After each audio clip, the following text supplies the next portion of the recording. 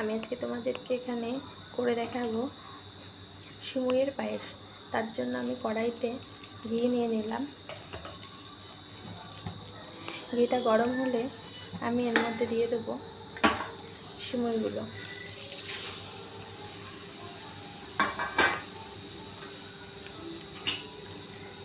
এটাকে ভালো করে ভাজা করে নেব।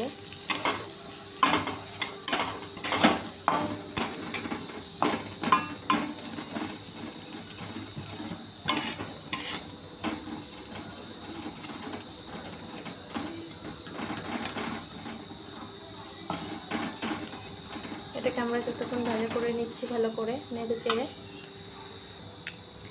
দেখো ভালো করে ভাজা করে নিয়েছি। এটা লাল লাল হয়ে গেছে।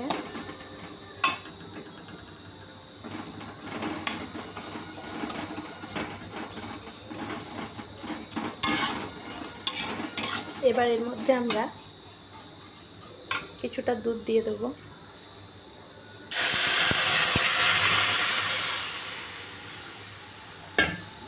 দুধ দিয়ে দিলাম।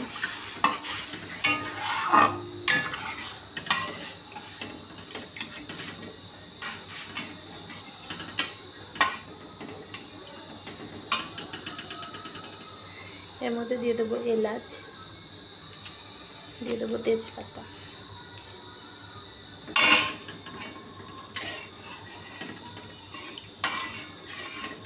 এবার এটাকে আমরা ফুটতে দেবো কিছুক্ষণের জন্য। এটা ফুটবে।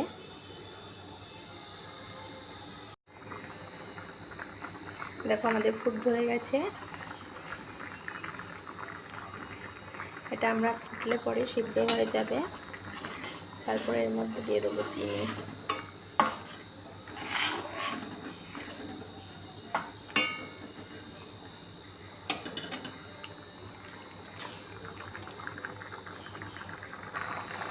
আমাদের এটা ফুটে গেছে আর সিদ্ধ হয়ে গেছে প্রায়। এখন আমরা এর মধ্যে অ্যাড করব চিনি।